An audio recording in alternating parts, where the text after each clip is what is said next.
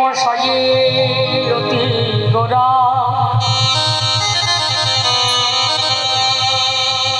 সুমধুর হাস ধরা যাব জন নয়ন আনন্দ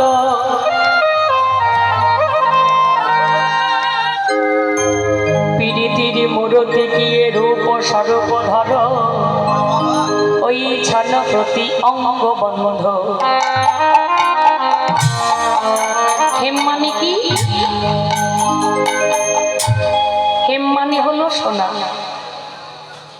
এই জগতে মূল্যবান বস্তু আমরা মনে করি সোনা, এখন বর্তমান অনেক দাম, কিন্তু যাদের কাছে টাকা পয়সা আছে তাদের কাছে কোনো ব্যাপারই নয়, তারা ভরি ভরি কিনে ঘরে রাখছে। তাই জগৎ মাঝারে সোনার মতো মূল্যবান বস্তু, সোনার মতো জ্যোতির্ময় বস্তু আর কিছু নাই। তাই সোনার অহংকার হয়েছিল যে আমার মতো মূল্যবান বস্তু বুঝি ত্রিজগতে আর নেই। কিন্তু যেদিন সোনা ভাগ্যাবশে আমার গোরা রূপে নয়নে দিয়েছে, সেই দিন সোনার অহংকার চূর্ণ বিচূর্ণ হয়ে গেল। সোনা চিন্তা করলে না, আমার চাইতেও অতীব উজ্জ্বল হলো আমার গোরার সুন্দর পীড়িতির মূরতি। সোনা পাতখানার গৌর চরণে লুটিয়ে পড়লেন। নিতাই গৌর প্রেমানন্দে হরি বল হরি বল হরি বল। সোনা লুটিয়ে পড়লেন গৌর চরণে। দেখুন, মানুষের যতক্ষণ চৈতন্য না জাগবে, বিবেক না জাগবে, ততক্ষণ কিন্তু সে অহংকারের মঞ্চে অভিনয়ের সিংহাসনে বসে থাকবে। আর যেদিন তার চেতনা সত্য জাগবে, যেদিন তার মনুষ্যত্ব বোধ জাগবে, সেই দিন তার উঁচু মাথাটা নিচু করবে। কেন? কলসি মনে মনে ভাবে আমি একটা ছোট্ট গ্লাসের থেকেও আমার ওয়েটও বেশি, আমার সম্মানও বেশি, আমি বড় একটা ছোট্ট গ্লাসের থেকে। কিন্তু সেই কলসিটা যতক্ষণ তার মাথাটাকে নত না করছে একটা গ্লাসের কাছে,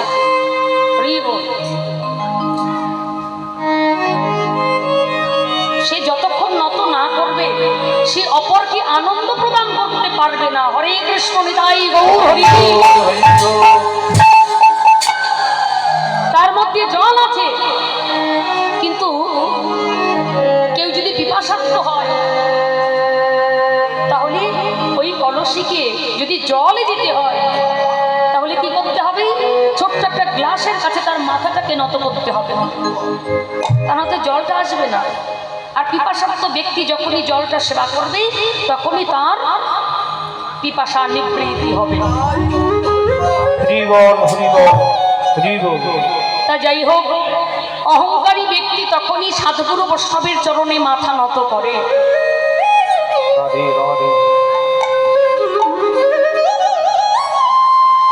আর যখন তার মাথাটা নত হয় তখন সে আর নিজের মধ্যে থাকে না। তাই আজকে শোনা, তার যখন চৈতন্য জাগলো, মহাপ্রভুর চরণে কমলে লুটিয়ে পড়লেন। পরে বলছে, প্রভু গো, এতদিনে আমি মনে মনে ভেবেছিলাম জগতে বুঝি আমার মতো মূল্যবান বস্তু আর নেই, কিন্তু আজ আমার অহংকার চূর্ণ বিচূর্ণ হলো। প্রভু গো, আমি তোমার চরণে লুটিয়ে পড়লাম, তুমি আমায় চরণ ছাড়া করো না। প্রভু বললেন, সোনা, ও সোনা, এই জগতে তারাই কেবল আমার চরণ পেতে পারে গো যখন সে খাঁটি হয়ে আমার চরণে এসে লুটাইয়ে পড়ে। সোনা যখনই খাঁটি হলো তখনই আত্মসমর্পণ করলো। তাই তো দেখবেন, সোনা আপনার ঘরে যদি সোনা থাকে, আপনি দোকানদারের কাছে নিয়ে গেলে, স্বর্ণকারের কাছে নিয়ে গেলে সর্বপ্রথমে কিন্তু সঠিক মূল্য দেবে না। দেবে আগে কি করবে? পুড়িয়ে পুড়িয়ে পুড়িয়ে পুড়িয়ে পুড়িয়ে দেখবে যে সময় কতটা খাদ আছে, কতটা ভেজাল আছে।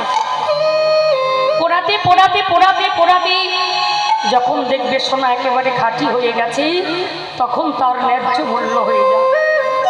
তদ্রূপ ভক্ত যদি হতে হয়, ভগবান আমার ভক্তকে বারংবার পরীক্ষা,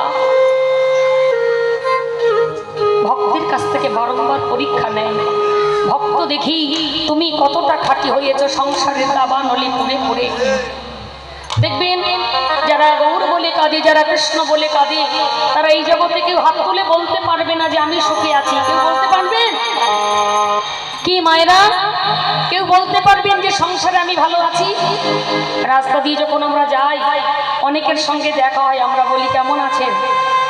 বলে ভালো আছি। না, একবারও কি তার অন্তরের খবর নিয়ে দেখেছেন সে কতটা ভালো আছে?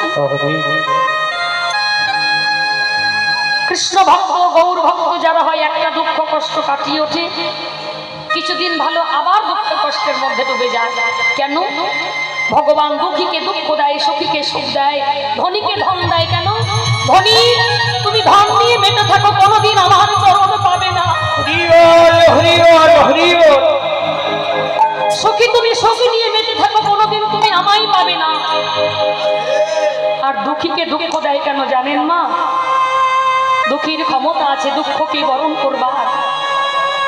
কুন্তী দেবীর মতো, বিদুরের মতো কত ভক্ত আছে এই জগৎ মাঝারে। ধরাদ্রবের মতো কত বাঙাল ভক্ত আছে, তারা ভগবানের কাছে বলে, ভগবান সংসার দাবানলে আমি সোনার মতো পুড়তে পুড়তে যেন আমি খাঁটি হই।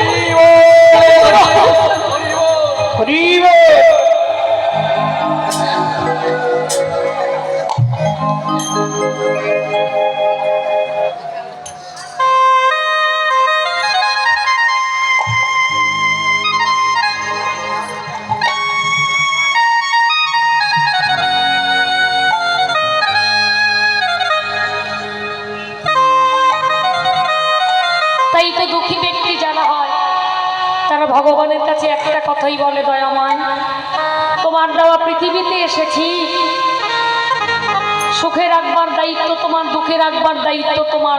তুমি যদি আমাকে দুঃখ দিয়ে তুমি সুখে থাকো, সেটাই আমার কাছে পরম পাওয়া গো। কিন্তু তোমার চরণে একটাই নিবেদন, কি? তুমি যতই আমাকে সংসারের দাবানলে আমাকে জ্বালিয়ে পড়িয়ে নাও না কেন, তোমার রাতুল চরণে এই দাসের, এই দাসীর একটাই নিবেদন, কি জানো দয়াময়? শোনা, আজকে আর্তনাদ করে প্রভুর চরণ তলে লুটিয়ে পড়ে বলছে, প্রভু গো তুমি তোমার চরণ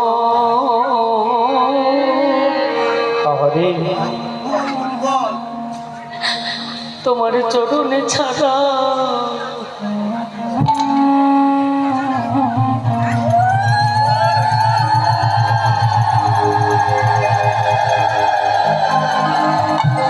আমায় করো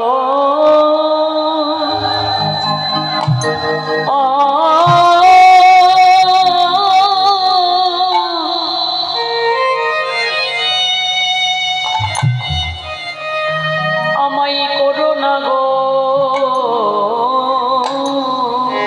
গৌর হরি।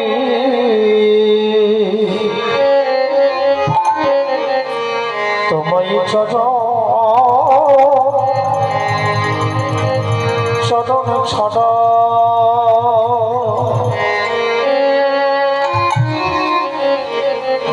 চরণে ছাড়া আমায় করো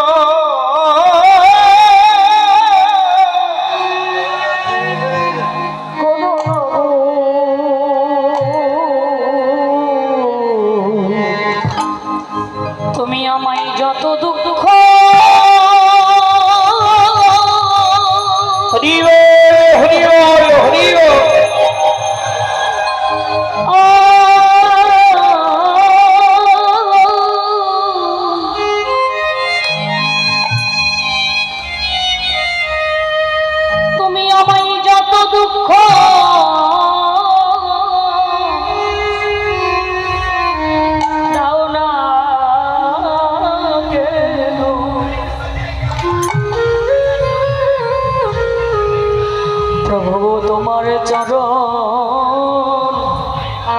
চরণে ছাড়া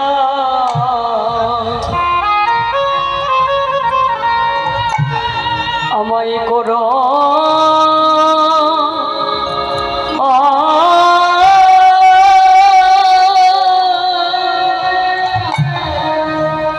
আমায় করো না গো আমায় যত দুঃখ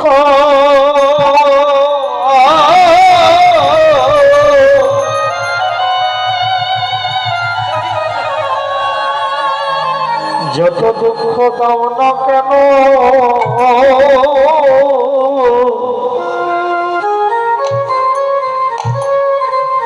তবু আমায় চরণ ছাড়া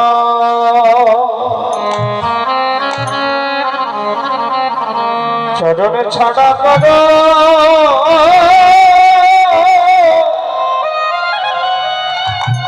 করো না গো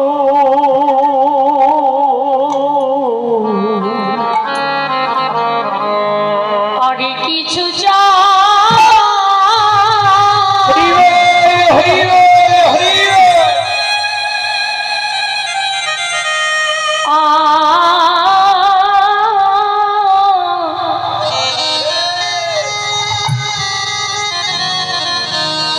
তোমার চরণে আরে কিছু চাই না আমি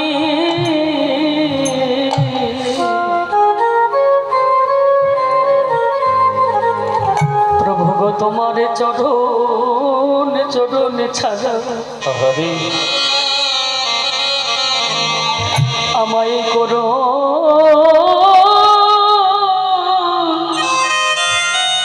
আমায় করো না গো তোমার কাছে আর কিছু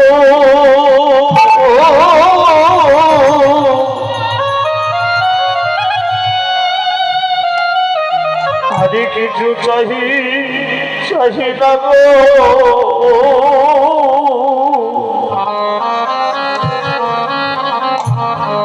প্রভু গো তোমায় চরণে ছাড়া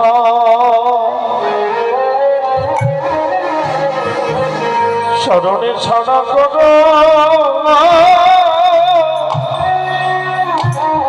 না গো তুমি আমায় সুখে রাখো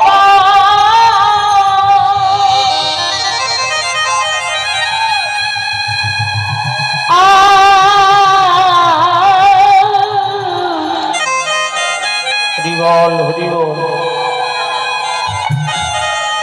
তুমি আমায় সুখে রাখো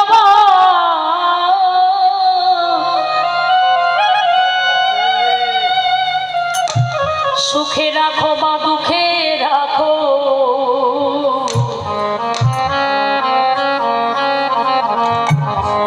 জানো তোমার চরণ ছাড়া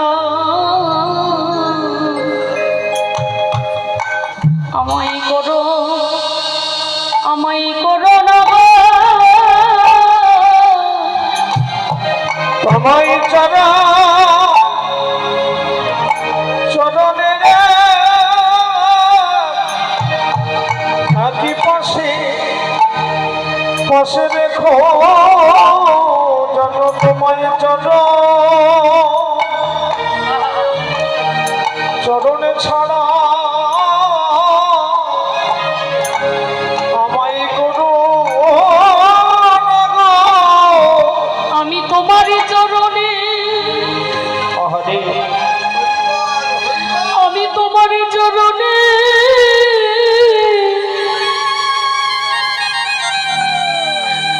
আরে কিছু চাই না যেন তোমার চরণে ছাড়াই আমায় করো না গো আমি তোমার চরণে আর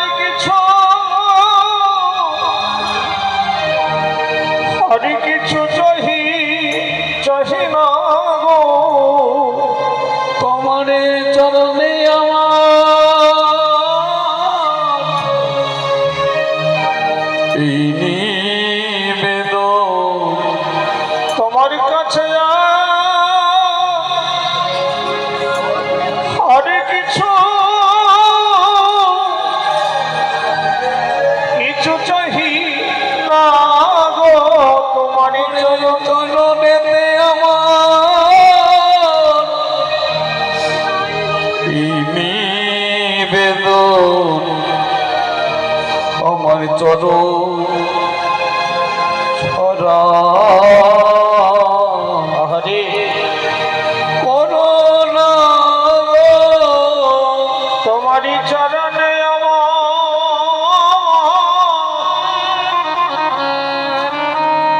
আমারই নিবেদন তোমায় চরণে ছড়াই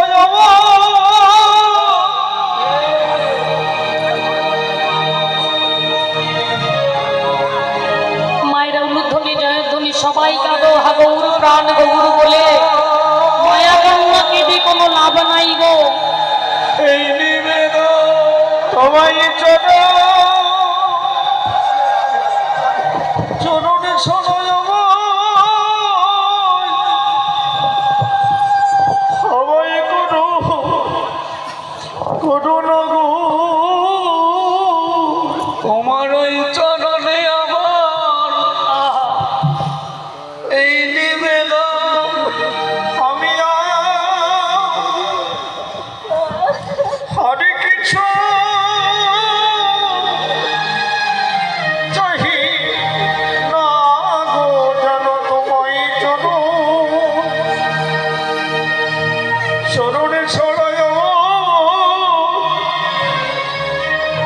ওই গুরু না গো তোমার ওই চরণে কমলে দাসে হরিবল হরিবল দাসের এই নিবেদন জানো তোমার চরণে ছাড়াই আমায় করো না গো। তোমার চরণে দাসে দশের নিবেদন যেন চরণে ছড়ায় আমায় গুরু না গো তুমি দাসী বলি আমি দাসী বলে চরণে রাখো জানা চরণে ছড়ায় আমায় গুরু না গো শুধু এ জন্মে নয় প্রতি জন্মে জন্মে জানো আমায় চরণ ছাড়া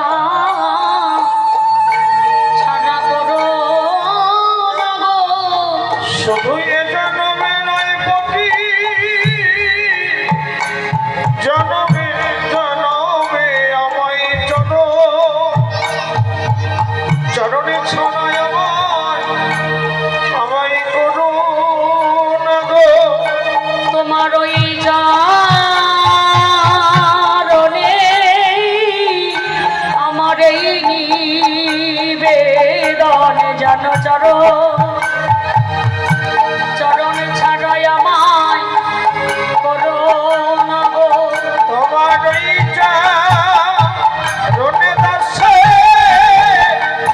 এই নিবেদন জনগণ ছাড়া কোনো না গো শুধু এ জন্মে নয়, জন্মে জন্মে আমায় চরণ ছাড়া করো না গো।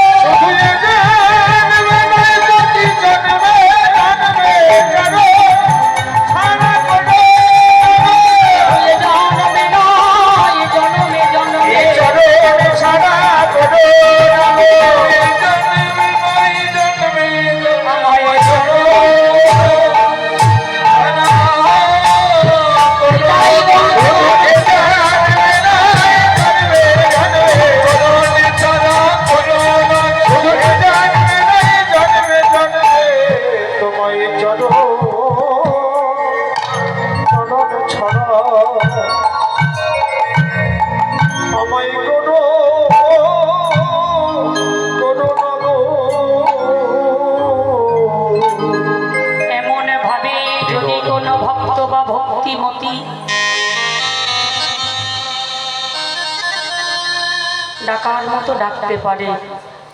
ভগবানকে বশ করার এই জগতে দুটো বস্তু আছে। দুটো বস্তু কি জানো? টাকা পয়সা নয়, পাণ্ডিত্য নয়, যোগ সাধনা নয়, ধনরত্ন নয়। তাহলে ভগবানকে কি দিয়ে বশ করা যাবে? ভগবানই নিজ মুখস্থ বাণী তিনি গীতায় বললেন, তুলসী ডাল মাত্রানে জলে সচলোকে নবা বিক্লিনী কে সমাত্মানা ভক্তব ভক্ত বৎসল্য। যা কিছু আছে সকলের ঊর্ধ্বে হলো ভক্তের নয়নে গঙ্গা জল আর মন তুলসী। আজকে শোনা মনের থেকে যত অহংকার আজ ছিল দূরীভূত করে আজ দুপোটা নয়নে জলমন্ত লুসি দিয়ে নিজেকে সমর্পণ করে দিলেন গৌর হরির চরণে। গৌর হরি বক্ষ মাঝে জড়িয়ে ধরে বললে, সোনা তুমি পুরে এতদিনে খাঁটি হয়েছে। এই জগতে যদি কেউ ভক্তের মতো ভক্ত হতে পারে গো,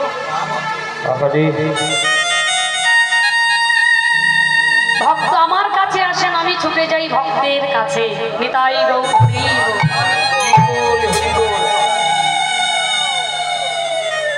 তাই তো আজকে সেই ভক্তের ভগবান আমার গৌর হরি আজ সেই পুরাব লীলাকে স্মরণ করি।